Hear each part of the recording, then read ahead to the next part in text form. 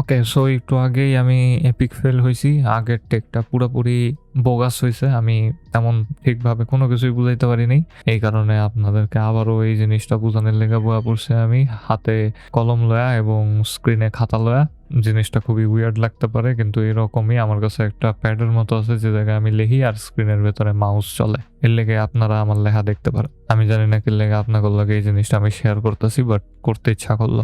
যাই হোক, গত ভিডিওটা যদি আপনারা দেখে থাকেন তাহলে আপনারা খুব সম্ভবত এখন জানেন যে কিভাবে আমরা একটা ক্লাসিফিকেশন মডেলের ইভ্যালুয়েশন করতে পারি, এবং আমরা যে শুধুমাত্র ক্লাসিফিকেশন মডেল নিয়েই কাজ করব এরকম কোনো কথা নাই। আসলে দুই ধরনের মডেল তৈরি করা যায়। একটা হচ্ছে ক্লাসিফিকেশন মডেল এবং আরেকটার নাম হচ্ছে রিগ্রেশন মডেল। এবং বানানটা কি আমি লিখতে পারবো কিনা, আর এর জায়গায় এটা আমি কি লিখছি, RESSION, রিগ্রেশন। এবং রিগ্রেশন মডেল আপনি তখনই তৈরি করবেন যখন আপনার মডেলটা দিয়ে আপনার কোনো একটা কন্টিনিউয়াস ভ্যালুকে প্রেডিক্ট করতে হবে। সো নর্মাল ক্লাসিফিকেশন মডেলের কাজ হচ্ছে টার্গেট কলাম থেকে যে কোনো একটা ক্লাসকে প্রেডিক্ট করা, কিন্তু এই ক্ষেত্রে যখন আপনি একটা রিগ্রেশন মডেলকে তৈরি করবেন আপনার মডেলের কাজ হবে একটা কন্টিনিউয়াস ভ্যালুকে প্রেডিক্ট করা, এবং এই ভ্যালুটা কোনো ক্যাটাগরির আন্ডারে পড়বে না, জাস্ট একটা নর্মাল ভ্যালু হবে যেটা ডাটার সাপেক্ষে আপনার মডেল প্যাটার্ন অনুযায়ী প্রেডিক্ট করে দিবে, এবং সেটা সবসময়ই নিউমেরিক্যাল ভ্যালু হইতে হবে। এটাকেই বলা হয় একটা রিগ্রেশন মডেল। এবং এই রিগ্রেশন মডেলের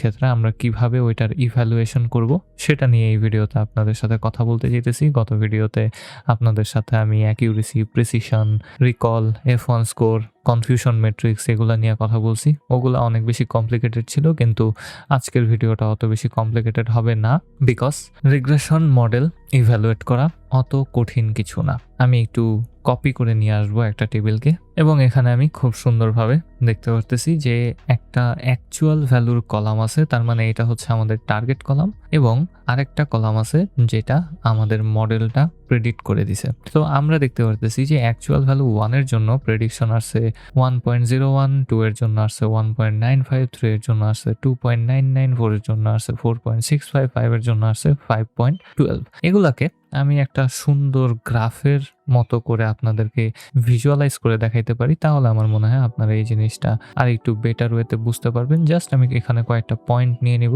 অ্যান্ড এগুলা ধরে নিলাম আমাদের অ্যাকচুয়াল ভ্যালুর পয়েন্টস, এবং আমি এগুলার ঠিক উপরে অথবা নিচে কিছু বিন্দুকে নিয়ে নেব যেগুলো হবে আমাদের প্রেডিক্ট করা ডাটা পয়েন্টস। সো এই ক্ষেত্রে আমি অন্য আরেকটা কালারকে চুজ করে নিতেছি। এখানে একটা, তারপরে এখানে একটা দিয়ে দিলাম, এবং একেবারে উপরে এটা দিয়ে দিলাম। এবং এই পয়েন্টগুলোর মাধ্যমে আমরা আসলে দেখতে পারতেছি যে আমাদের মডেলটা অ্যাকচুয়াল ভ্যালু থেকে কত দূরে দূরে প্রেডিক্ট করছে, এবং ডিফারেন্সটা আমরা কোথাও কম দেখতে পারতেছি এবং কোথাও অনেক বেশি দেখতে পারতেছি। এবং এটাকে ইভ্যালুয়েট করাটা সিমিংলি খুব ইজি মনে হইতে পারে, তাই না? কারণ আপনার কাছে এখানে কয়টা পয়েন্ট আছে, 1 2 3 4 5টা ডাটা পয়েন্ট আছে, এবং আমরা ডিফারেন্সটা খুব সুন্দরভাবে সহজেই বুঝে ফেলতে পারতেছি। কিন্তু ভাবেন আপনার অ্যাকচুয়াল ডাটা পয়েন্ট আছে কয়েক হাজার এবং প্রেডিকশনও হয়েছে কয়েক হাজার, তাহলে আপনি কিভাবে বুঝবেন?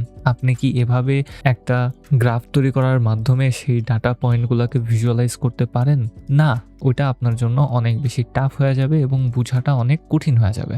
সো আমাদের একটা মেজারমেন্টের উপায় দরকার পড়বে, যার মাধ্যমে আমরা আমাদের মডেলের অ্যাভারেজ পারফরমেন্সটাকে একেবারে সাথে বুঝে ফেলতে পারি। তো এই ক্ষেত্রে আমরা এই ডাটা পয়েন্টগুলো নিয়ে আপাতত কাজ করি, এবং জাস্ট একটু ভাবেন যে আমরা আমাদের এই ডাটা পয়েন্টগুলোকে কিভাবে বুঝতে পারতেছি যে এটা আমাদেরকে আমাদের মডেলের পারফরমেন্সটা বুঝায়। আমরা সিম্পলি দূরত্বটা দেখতেছি, তাই না? এই ডাটা পয়েন্ট থেকে আমাদের অ্যাকচুয়াল ডাটা পয়েন্টের দূরত্ব, মিডলের দূরত্বটাকে আমরা বের করে নিতেছি, এবং এখান থেকে এখানের দূরত্ব, এখান থেকে এখানের দূরত্ব, সেম ওয়েতে এখান থেকে এখানের দূরত্ব, এবং ফাইনালি এখান থেকে এখানের দূরত্বটা আমি বের করে নিতেছি।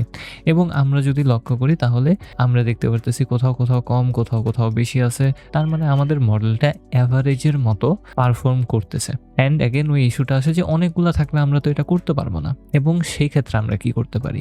তো জাস্ট একটু ভাবেন আপনারা জিনিসটা, যে আমরা যদি এই দূরত্বগুলোকে অ্যাভারেজ করে দিই, আমাদের কাছে যে ডিস্টেন্সটা আছে আমাদের অ্যাকচুয়াল ডাটা পয়েন্টের সাথে আমাদের প্রেডিক্টেড ডাটা পয়েন্টের, এই দুইটা ডাটা পয়েন্টের মধ্যবর্তী ডিফারেন্সটাকে যদি আমরা অ্যাভারেজ করে দেই, তাহলে কিন্তু আমাদের কাছে একটা ওভারঅল পিকচার চলে আসার কথা। এবং এই আইডিয়া থেকেই আসে আমাদের প্রথম রিগ্রেশন মডেলের ইভ্যালুয়েশন মেট্রিক, যেটার নাম হচ্ছে মিন অ্যাবসোলুট এরর, যেটাকে MAE দ্বারা প্রকাশ করা হয়। মিন অ্যাবসোলুট এরর হচ্ছে জাস্ট আমাদের অ্যাকচুয়াল এবং প্রেডিক্টেড ভ্যালুর ডিফারেন্সের যোগফল ডিভাইডেড বাই স্যাম্পল সংখ্যা। সো আমরা প্রত্যেকটা অ্যাকচুয়াল এবং প্রেডিক্টেড ভ্যালুর ডিফারেন্সকে নিব, অ্যাবসোলুট ডিফারেন্স হইতে হবে, আমরা কোনো যোগ বিয়োগ রাখবো না, সবগুলা পজিটিভ নাম্বার হইতে হবে, সবগুলাকে যোগ করে দিব এবং তারপর সবগুলার অ্যাভারেজকে একই সাথে বের করে নিতে পারি। সো আমাদের এখানে স্যাম্পল আছে কয়টা, 1 2 3 4 5টা স্যাম্পল আছে, এবং আমাদের এখন জাস্ট এই ডিফারেন্সগুলোকে বের করতে হবে। সো আমি জাস্ট ডিফারেন্সগুলোকে সাইডে রেখে দেব, যেহেতু সেটা হবে কত, এটার ডিফারেন্সটা হবে 0.01, এটার ডিফারেন্সটা হবে 0.05, এটার ডিফারেন্সটা হবে 0.01, এটার ডিফারেন্স হবে 0.65 যেটা সবচেয়ে বড়, এবং লাস্টেরটা ডিফারেন্স হবে 0.12। এবং আমরা এই পুরোটাকে এখন একে একে যোগ করে দিতে পারি, এবং যোগ করলে আমরা এরকম একটা ভ্যালু পাবো যেটা হবে 0.84, এবং আমরা এখন এটার অ্যাভারেজটাকে বের করে নিতে পারি। সো আমাদের স্যাম্পল সংখ্যা হচ্ছে 5, আমি 5 দ্বারা ভাগ করে দিব, এবং আমরা মিন অ্যাবসোলুট এররটাকে এখানে পেয়ে গেলাম। সো মিন অ্যাবসোলুট এররটা কত হবে, 0.17 এর কাছাকাছি হওয়ার কথা আমার মনে হয়। তো এই ক্ষেত্রে আমরা অ্যাভারেজ দূরত্বটাকে এখানে খুব সুন্দরভাবে পেয়ে গেলাম। সো অ্যাভারেজ দূরত্বটা হচ্ছে কত, 0.17। সো আমাদের মেশিন লার্নিং মডেলটা প্রত্যেকটা অ্যাকচুয়াল টার্গেট ভ্যালুর জন্য 0.17 বেশি অথবা কম আকারে প্রেডিক্ট করতেছে, এবং এটা আসলে পুরোপুরি কনটেক্সটের উপরে নির্ভর করে যে এই 0.17টা কি খারাপ নাকি ভালো। লেটস সে আপনার মিন স্কোয়ার্ড এরর হচ্ছে $10, এবং এই $10টা আপনি পেতেছেন কোনো একটা গ্রোসারি শপের ভেতরে চকলেটের প্রাইস কত সেটার ক্ষেত্রে। সো চকলেটের প্রাইসের ক্ষেত্রে আপনার যে মেশিন লার্নিং মডেলটা আছে সেটা $10 কম অথবা বেশি করে প্রেডিক্ট করতেছে। সো চকলেটের প্রাইস যদি অ্যাকচুয়ালি $5 হয়, তাহলে আপনার মডেলটা বলবে হয় এটা $15 অথবা বলবে এটা -$5। এটা কি ভালো হবে? ভালো হবে না। কিন্তু যদি আপনি কোনো একটা এরিয়ার ভেতরে রুমের প্রাইসের কথা চিন্তা করেন, তাহলে কিন্তু এটা আবার অনেক ভালো, যে আপনার মডেলটা কোনো একটা রুমের ভাড়ার প্রাইস প্রেডিক্ট করার সময় সেটা মাত্র $10 বেশি অথবা কম বলতেছে। সো লেটস সে যে পার মান্থ কোনো একটা রুমের প্রাইস হচ্ছে $2500, এবং আপনার মডেলটা মাত্র $10 অন অ্যাভারেজ কম অথবা বেশি বলতেছে, তাহলে কিন্তু আপনার মডেলটা একদমই খারাপ হইতেছে না। এবং এই জিনিসটাই মাঝে মধ্যে বিগিনাররা স্কিপ করে যায়, যে ভাই পুরোটাই কনটেক্সটের উপর নির্ভরশীল। আপনার মিন অ্যাবসোলুট এররটা আপনি কিসের সাপেক্ষে ব্যবহার করতেছেন সেটার উপরে নির্ভর করে আপনি বুঝতে পারবেন যে আপনার মডেলের পারফরমেন্সটা ভালো নাকি খারাপ। সো এই ক্ষেত্রে আমরা যেহেতু কোনো কনটেক্সটের সাপেক্ষে দেখতেছি না, ধরে নিলাম এটা হচ্ছে একটা ভালো ফলাফল, খুবই ছোট, এবং আমাদের যে প্রেডিক্টেড ভ্যালুগুলো আছে সেগুলো আমাদের অ্যাকচুয়াল ভ্যালুর কাছাকাছি, যেটা খুবই ভালো। এবং আমি যদি এখন আমাদের এই মিন অ্যাবসোলুট এররের সূত্রটা এখানে লিখে ফেলি, তাহলে এটা হবে খুব সুন্দরভাবে 1/n, n মিনিং হচ্ছে স্যাম্পল সংখ্যা, এবং summation of actual minus predicted, এবং এই পুরোটাকে একটা মডিউলের ভেতরে আমার ঢুকাইতে হবে, কারণ আমি শুধুমাত্র অ্যাবসোলুট ভ্যালুটাকেই নিব। মাঝে মধ্যে প্রেডিক্টেড ভ্যালুটা অ্যাকচুয়াল ভ্যালু থেকে বড় হইতে পারে, তাহলে আমরা নেগেটিভ ভ্যালু পাবো, কিন্তু আমরা নেগেটিভ ভ্যালুটাকে পজিটিভ ভ্যালুতে ট্রান্সফর্ম করে দিব, এবং তারপর সবগুলাকে একসাথে যোগ করে আমরা স্যাম্পল সংখ্যা দ্বারা ভাগ করে দিব। তাহলেই আমরা মিন অ্যাবসোলুট এররটাকে পাওয়া যাব। এবং মিন অ্যাবসোলুট এররটার ভেতরে একটা সমস্যা আছে। সমস্যাটা হচ্ছে এই যে মিন অ্যাবসোলুট এররটা মাঝে মধ্যে এই যে বড় বড় ডিফারেন্সগুলো আছে এইগুলাকে অগ্রাহ্য করে যায়। আমাদের মডেলের পারফরমেন্সটা এই 3টা বিন্দুর জন্য আমার মনে হয় ঠিকঠাক আছে, কিন্তু এই যে এই দুইটা পয়েন্টের জন্য অস্বাভাবিকভাবে আমাদের এই মডেলটা আউটপুট দিতেছে অথবা প্রেডিক্ট করতেছে, যেটা স্বাভাবিক না। কিন্তু যদি আমরা পুরোটাকে অ্যাভারেজ করে ফেলি তাহলে সবগুলা একেবারে নর্মালাইজ হয়ে যাবে এবং একটা সিঙ্গেল ভ্যালুর মাধ্যমে আমরা সেটাকে দেখতে পারবো। কিন্তু এই যে ছোটখাটো ফল্টি রেজাল্টগুলা এগুলা কিন্তু আসলে আমরা স্কিপ করে যাইতেছি এবং এইটা হচ্ছে মিন অ্যাবসোলুট এররের একটা সমস্যা। এই ক্ষেত্রে আমরা একটু চালাকি করতে পারি। চালাকিটা হচ্ছে এই যে আমরা যে ডিফারেন্সগুলাকে নিতেছি এই ডিফারেন্সগুলাকে আমি স্কোয়ার করে দিতে পারি। আমাদের যে ডিফারেন্সটা থাকবে সেই ডিফারেন্সগুলাকে আমি খুব সুন্দরভাবে স্কোয়ার করে দিব। এতে করে কি হবে, যে সকল ডিফারেন্সগুলা অনেক বড় বড় এগুলা আসলে স্কোয়ার হয়ে যাবে। এবং আপনারা যদি হালকা পাতলা ম্যাথের নলেজ রাখা থাকেন তাহলে আপনারা জানেন যে কোনো একটা ভ্যালুকে যদি আমরা স্কোয়ার করি তাহলে সেটার গ্রোথ রেটটা হবে এক্সপোনেনশিয়াল। সো ভ্যালু যত বাড়বে সেটার স্কোয়ার তত বেশি হবে। সো এই ক্ষেত্রে যে সকল ডাটা পয়েন্টের জন্য অথবা প্রেডিকশনের জন্য ডিফারেন্সটা অনেক বেশি হইতেছে সেই সকল ডিফারেন্সগুলা এখন আর অগ্রাহ্য হবে না, ওগুলা বাদ পড়তে পারবে না, কারণ ওগুলার স্কোয়ার করলে ডিফারেন্সটা অনেক বেশি হয়ে যাবে। সো এই ক্ষেত্রে যদি আমরা গড়টা করি তাহলে আমরা একটা ভালো বিগ পিকচার পাইতে পারবো যে আমাদের মডেলটা আসলে কিরকম পারফর্ম করতেছে, এবং এটাকে বলা হয় মিন স্কোয়ার্ড এরর। সূত্রটা এক্স্যাক্টলি সেম টু সেম হবে, MSE বলা হয় এটাকে, অথবা মিন স্কোয়ার্ড এরর বলা হয়।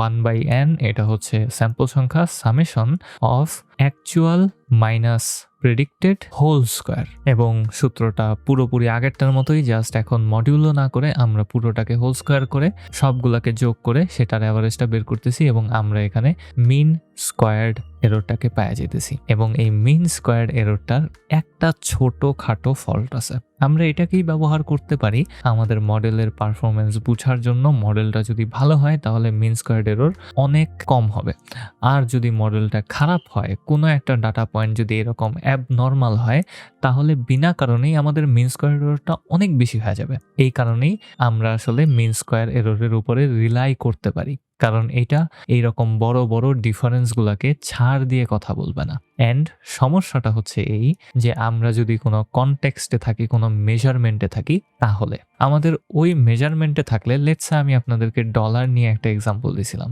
আমরা যদি এমন কোনো মিন অ্যাবসোলুট এররকে নেই যেটা $10 হয়, ওইটা আমরা খুব সিম্পলি তুলনা করতে পারতেছি আমাদের ডাটা পয়েন্টের সাথে, রাইট? আমাদের ডাটা পয়েন্টের সাথে আমরা সিম্পলি একটা দাগ টেনে তুলনা করতে পারতেছি। কিন্তু যখন আমরা মিন স্কোয়ার্ড এররকে বের করব তখন সেই ডলারটারও কিন্তু স্কোয়ার হয়ে যাবে। সো আমরা মিন স্কোয়ার এররের জন্য যেই মেজারমেন্টটা পাবো সেটা হবে ডলার স্কোয়ার। এবং এখন আমরা যদি এটাকে আমাদের ডাটা পয়েন্টের সাথে তুলনা করতে চাই তাহলে খুব টাফ হয়ে যাবে বুঝাটা, ভিজুয়ালাইজ করাটা এবং মাথার ভেতরে ওইটাকে একটা সিনারিও আকারে রূপান্তর করাটা, এটা একটা ঝামেলা হয়ে যেতে পারে। সো আমরা কি করতে পারি, আমরা সিম্পলি এই পুরো মিন স্কোয়ার্ড এররটাকে রুট করে দিতে পারি, just root over MSE, and এটাকে বলা হবে রুট মিন স্কোয়ার্ড এরর। এবং এটা করলে আমাদের যে ডলারটা ছিল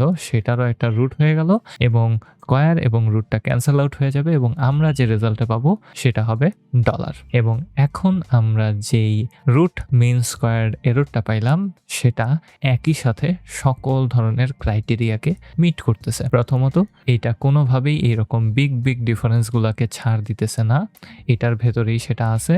এবং ইন দি এন্ড আমরা যেই অ্যাভারেজটা পাইতেছি সেটার একটা রুট হয়ে যাইতেছে এবং আমরা যে ভ্যালুটা পাবো সেটাকে আমরা ডাইরেক্টলি আমাদের ডাটা পয়েন্টের সাথে তুলনা করে দেখতে পারি যে আসলে অন অ্যাভারেজ আমাদের ডাটা পয়েন্টগুলা কতটা ছড়ায়া ছিটায়া আছে, এবং এটা আমাদেরকে ফুল পারফরমেন্সটা বুঝতে সাহায্য করবে।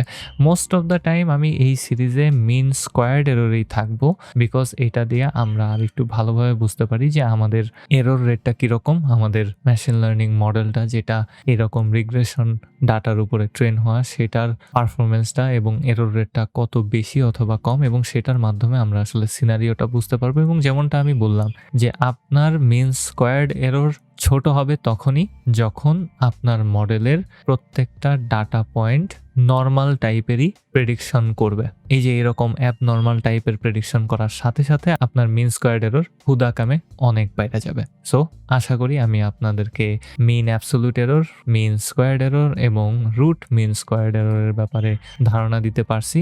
মেইন সূত্রগুলা এরকম দেখতে না, জাস্ট আপনাদেরকে বুঝানোর খাতিরে আমি এটা দেখাইলাম। অ্যাকচুয়াল ভ্যালুগুলোকে আসলে ওয়াই আই দ্বারা রেফার করা হয় এবং প্রেডিক্টেড ভ্যালুগুলোকে ওয়াই আই ক্যাপ দ্বারা রেফার করা হয়। এবং আমি যদি সূত্রগুলো এখানে সুন্দরভাবে এখন লিখে দিই, তাহলে আমি MAE অথবা মিন অ্যাবসোলিউট এররের জন্য সূত্র পাবো 1/n summation of modulo YI minus YI cap. Mean squared এররের জন্য 1/n summation of YI minus YI cap whole square. এবং মিন স্কোয়ার্ড এররের রুটের জন্য অথবা রুট মিন স্কোয়ার্ড এররের জন্য আমার সূত্রটা হবে root over 1/n summation of YI minus YI cap whole square. এবং হ্যাঁ ভাই, মেশিন লার্নিংয়ে এরকম ম্যাথামেটিক্যাল জিনিসপাতি আমরা অনেক দেখতে যেতেছি, এবং এটা খুবই ফ্রিকোয়েন্ট হয়ে যাবে খুব দ্রুত। যখনই আমি মেশিন লার্নিং অ্যালগরিদম করানো শুরু করব, বোঝানো শুরু করব, এগুলা খুব দ্রুতই চলে আসবে ঠুসঠাস, আপনি বুঝতেও পারবেন না। অ্যান্ড হঠাৎ করে মনে হবে যে আপনি তো প্রোগ্রামিং করতেছিলেন, আপনি ম্যাথমেটিক্স সাইলেন্টকে লেগে আপনি বুঝতেছেন না এবং আপনি ডিমোটিভেট হবেন। তো এই ক্ষেত্রে এই সকল জিনিসগুলোকে খুব সিম্পলি মনে রাখার চেষ্টা করবেন, যেমনটা করে আমি আপনাদেরকে দেখালাম। জাস্ট আমরা সামেশন করব অ্যাকচুয়াল ভ্যালু মাইনাস প্রেডিক্টেড ভ্যালুর। প্রত্যেকটা স্যাম্পলকে একটা একটা করে নিব, বিয়োগ করব, যোগ করব, বিয়োগ করব, যোগ করব, এবং শেষে এসে যোগ করার পর n দিয়ে আমরা ভাগ করে দেব। n হচ্ছে কি মোট মাঠ কতগুলা রো আছে, এবং ভাগ করে দিলেই আমি মিন অ্যাবসোলিউট এররটাকে পেয়ে গেলাম। তারপর যদি আমি বিয়োগ করে স্কোয়ার করে যোগ করি, তাহলে আমি পেয়ে যাব মিন স্কোয়ার্ড এরর, এবং পুরোটাকে যদি আমি রুট করে দিই, তাহলে আমি পেয়ে যাব রুট মিন স্কোয়ার্ড এরর। এবং এটাই হচ্ছে একটা রিগ্রেশন মডেলের ইভ্যালুয়েশন করার প্রসেস। এবং আশা করি আমি আপনাদেরকে এই ভিডিওতে অত বেশি কনফিউজ করি নাই। হ্যাঁ, একটু ম্যাথমেটিক্সের জিনিসপাতিতে ঢুকে গেছিলাম, কারণ ম্যাথমেটিক্স ছাড়া এটা বোঝানো যাবে না। এবং আমি চেষ্টা করছি আপনাদেরকে মেইন সিনারিওটা দেওয়ার এবং একটু এক্সাম্পলসের মাধ্যমে বোঝানোর। আশা করি আপনারা জিনিসটা বুঝতে পারছেন। যদি ভালো লেগে থাকে তাহলে একটা লাইক করেন, একটা কমেন্ট করেন, একটা সাবস্ক্রাইব করেন। আমার একটা ডিসকর্ড সার্ভারও আছে। আপনারা যদি কোনো কিছু না বুঝে থাকেন, অবশ্যই আমাকে আমার ডিসকর্ড সার্ভারে নক দিতে পারেন, এবং আমি সেখান থেকে আপনাদেরকে হেল্প করার চেষ্টা করব। এবং সাবস্ক্রাইব করলে আমার ভালো লাগে, আমার মনে শান্তি লাগে। পরবর্তী ভিডিওতে আমরা মনে হয় কোডিংয়ে ঢুকতে যেতেছি আরেকবার।